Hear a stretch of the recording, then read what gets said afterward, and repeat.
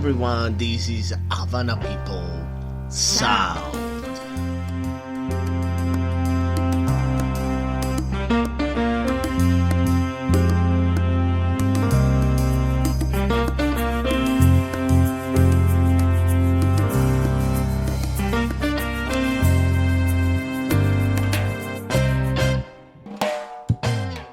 I'm Mariano. And I'm Rianne, and this is a Latin dance podcast. As always, guys, get your coffee. We're gonna start right now. And for this week's topic, we're going to be talking about dance goals.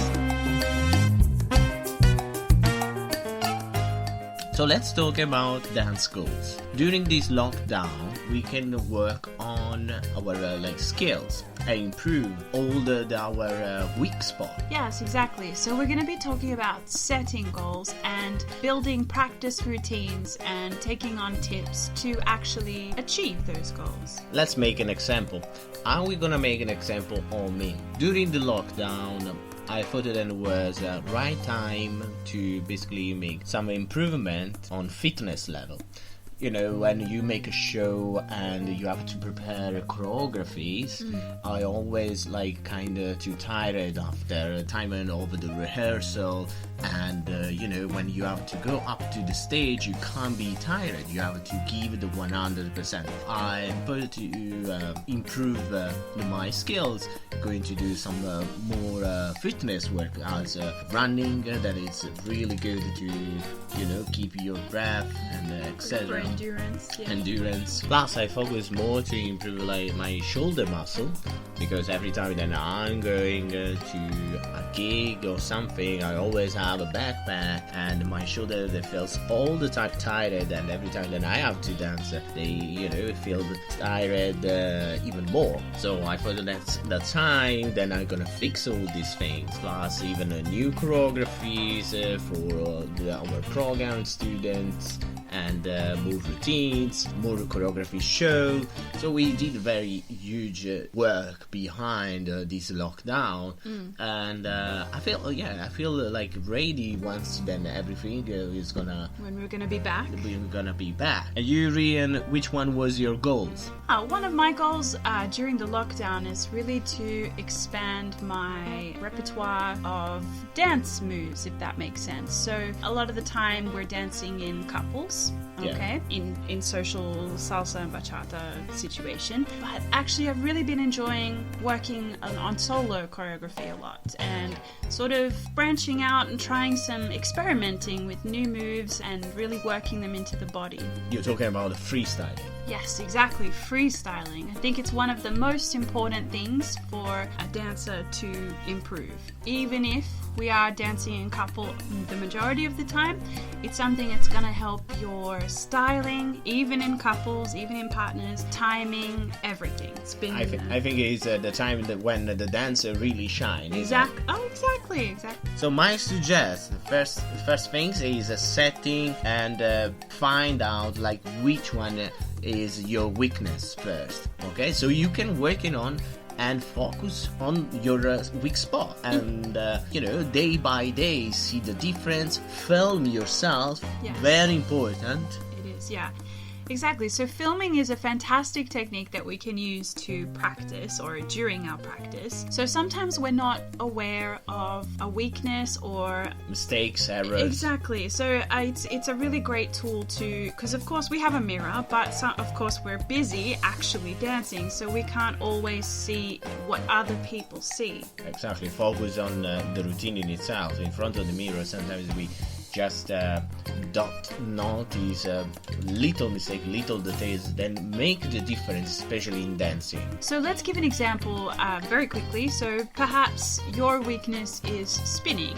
So maybe you can only get round once, or when you're spinning, you're getting dizzy. So now with the camera, you can actually see perhaps your turn is slightly off your axis, off your angle. So it's actually something that is making you fall out of your second turn. If you're aiming for a second turn and you're struggling with it, it can be something that you are unaware of.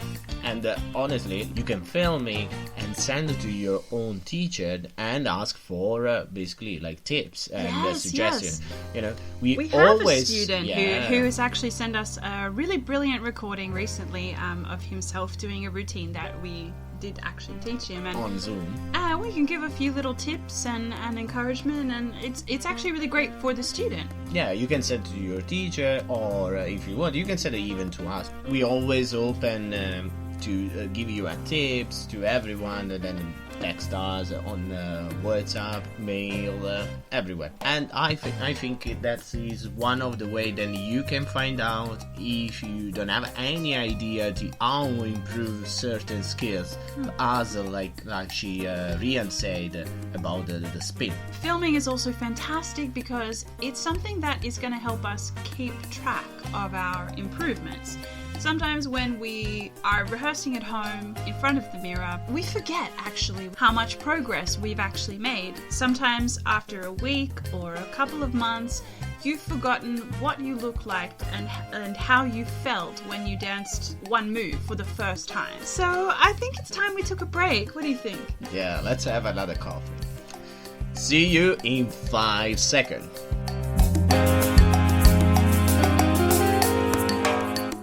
Welcome back with Havana People Sound. Let's recap the first part of the podcast. Okay, we worked out how to identify our weaknesses and how to set goals around those things that we want to improve, and a couple of tips on how to work on them. So in this second part, let's talk about what improve usually. I remember when I was a beginner or anyway intermediate student, I remember then the most important things was the body isolation, body working, to actually make yourself dancing on the dance floor, plus in freestyle or in couple, you look absolutely much better. So, you know, not only focus on the routines, but on dancing, actually dancing with your body. Yeah, totally agree with that. I think a lot of the times, especially as beginners, like you said, you overlook what your body looks like or how to move your body. Instead, you want to jump straight onto the choreography and the routines. So there is a different way to how improve your body isolation exercising. The first one is choose a dance routine, salsa, bachata, everything you dance. Like choose one routine, freestyling, solo. Choose one from your teacher, one that you kind of remember or that you filmed or that you like on YouTube. And you can set as a goal, even if for the first time is really hard for you, but rehearse just the one routine day by day. You will see the improvement, not just because you learned or you memorized the routine, but because you want to make that perfect. You want to look exactly how it's supposed to be. Second tips is actually dancing on, that's my personal suggestion, dancing on a very slow salsa, in case you dance salsa, like a song as well. We're gonna make a podcast on song as well if you actually don't know what it is, but like a slow Cuban salsa, slow salsa song, and do all the movement with every detail, even the only basic step really slow, with the first with the land with your toes, work on your torso, on your shoulder, on your movement of your arms, all the details, and basically it makes you shine more. That's a really great tip as well, and it reminded me of something that I've used in my practice, actually without a routine, just working on the basic step. And instead, a lot of the students, they ask me, how can I do some fancy styling and some fancy routines? But the way to practice styling is just using the basic step. So learning how to coordinate your arms, doing something other than, of course, the basic arm movements for the basic step. So every time you can decide one kind of arms movement, ladies or guys, and when you master it, you go to the next one that is a little bit more challenging, and work on the step by step like this. We have so much time in this lockdown, and I hope then don't waste this time, but you can use every single moment to do that, and it's very fun and useful. plus, when you come back strong and prepared. These tips is underestimated because most of them, they think the basic step is not important. It's the first step. Then I learned, I'm talking still about like salsa. In bachata, same things, like beginner step, then you do, is underestimated as well. You don't have to underestimate anything because most of the stuff that you do since the beginning are still important till the end. You will see the difference between an artist that does one basic step and a student that does a basic step. They are completely two different things. And you will say, whoa, to the artist and to the student, okay, I can see that he's a good dancer. Potential, yeah. So if you want to really shine, you can use this style of the lockdown to exactly improve your basic step. Is one of the best things, I think. I work all the time on it still now after 13 years. Then I start to dance. We have to remember that our basic step is called, yes, the basic step, but it is a foundation step. It is the core of the dance. For example, for salsa or bachata, it's the core of your dance. And if you master the basic step, it's going to show in any choreography that you do in your future dancing career. As a consequence, then you will improve in the other steps, Completely. the further steps, because soon then you learn how to do it properly, the basic step. You will see then all the steps that are further are based on that one. It's crazy actually, one thing is a saying, one thing is a practice. I always say that. And I always say to listen more your teachers when they say if you need to practice the basic step, means then your teacher has the right to say that. This little practice tip, the working on the basic step with different movements of the arms, is actually something that can help you develop as an artist and with a unique style. If you have a problem about the musicality, timing, you can actually listen tones of music, of salsa, bachata, or other kind of music genre. Try to listen more and more. So in this way, you will start to feel the music. You start to feel the beat.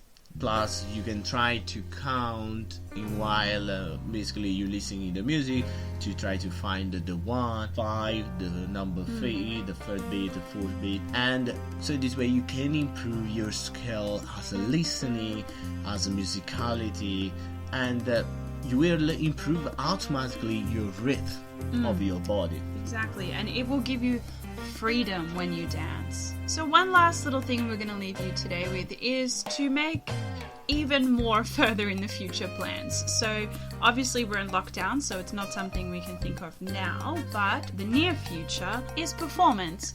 So perhaps you will have a teacher or a company nearby that will put on a student showcase. This is something that's going to improve almost every skill that you will have and need as a dancer. Of course, a show to your teacher, to your dance company, then you're almost flexible for it because needs time to rehearse. Commitment. And commitment, yes. And sometimes you're tired from work, you don't want to really commit, but that makes other people then really wish to be in the show because you took the spot. Basically, you will take the spot of someone else then really want to do it. So decide, yes, to do performance, but with commitment and respect. Plus, you will have the best time performing and bonding with your dancing friends. I tell you personally, then I improve it every time, every year in the show time. Every time that I was preparing a show, a choreography for my school, when I was a student, was the time then I always improve it a lot in very short time. So I suggest, honestly, if you have the opportunity for the future and enough commitment and respect to join in and or at least thinking about it. So we are on the end of our show. Thank you for listening us. Thank you for listening Havana People Sound. See you to the next podcast next week. Yes, next week we have a special guest as well. and the topic will be how things change for a lockdown by like social media or other online aspects during and after the lockdown. So tune in next time. Bye!